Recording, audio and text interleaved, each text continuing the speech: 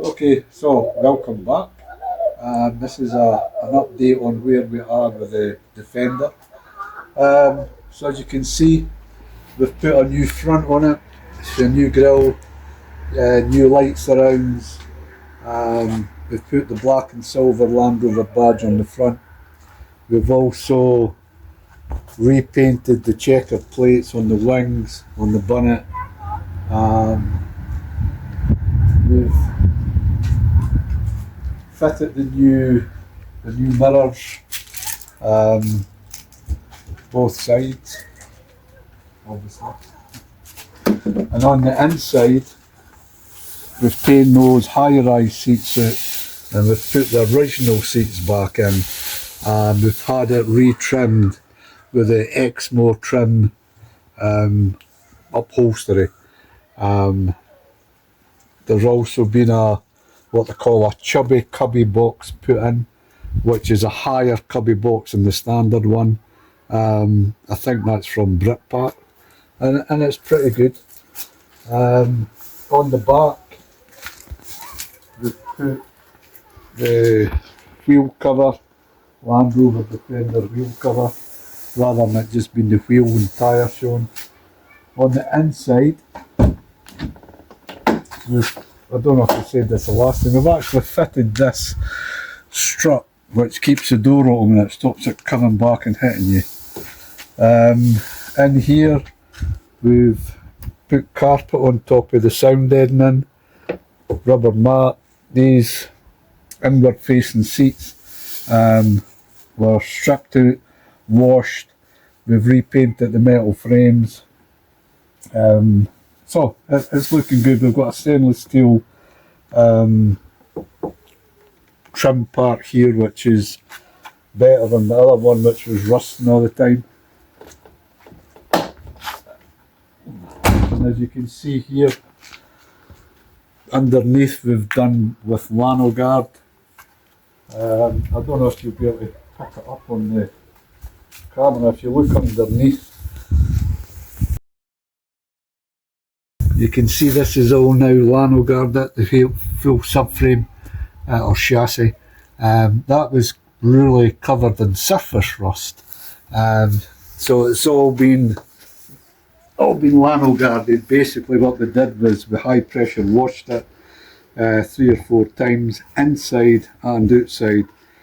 We let it dry for about 4 days, then we put the Lano Guard on, and then that had to sit, I think they say 24 hours, but we let it sit a week. And on the front door, like we said the last time, it's all this dent from the hailstones. So now we have a new door skin which is to be fitted, and we'll show you that. And also we have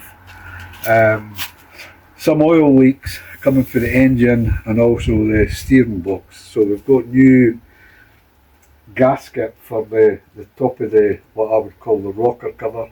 It's leaking for there, so we've got new gaskets for that. We've got a new steering box that's to be fitted. So hopefully that'll take care of all the leaks.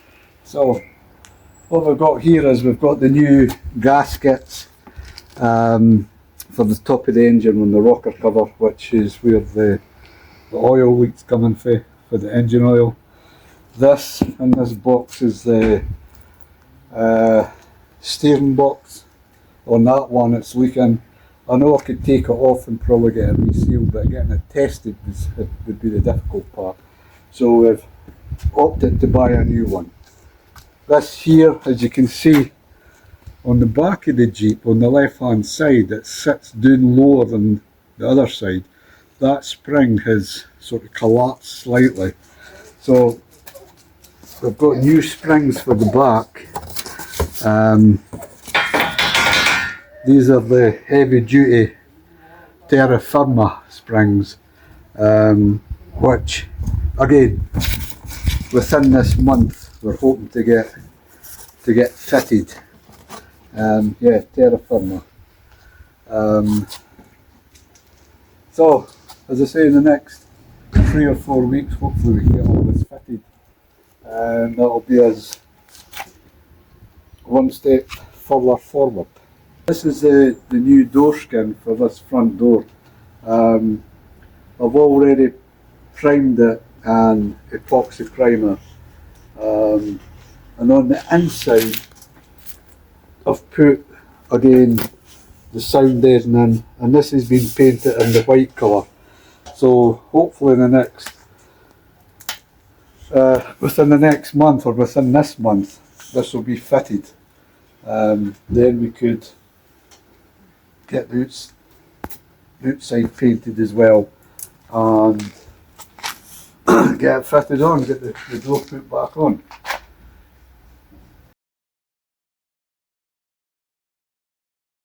Okay, so my first question is, this swan neck like fitting on the ball joint for the steering rod, can I, because this has got a threaded part, then it's got an unthreaded part, can I cut the unthreaded part off to make it fit this sumo bar? This sumo bar is 740 mils. Seemingly there's two types, there's a 740 and the 830, and I believe that the 740 is meant to fit onto this swan neck link. So can I do that? Can I take this off, cut this unthreaded part off and fit it to this sumo bar? Is that possible? Please leave your comments in the section below and we'll take it from there.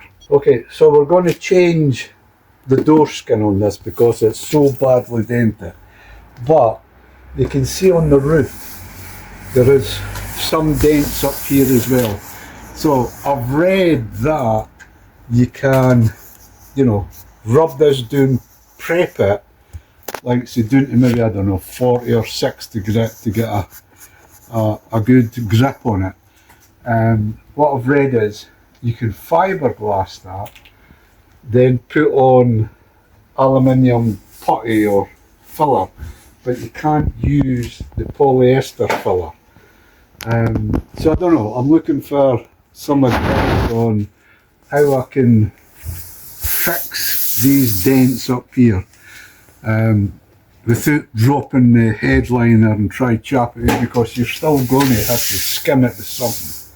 So my main thought is, or what I'm looking at, what I'm thinking about doing, is prepping this, fiberglassing it with the fiberglass filler, then a skim with the aluminium filler. So let me know in the comment section if that's possible or what you would recommend.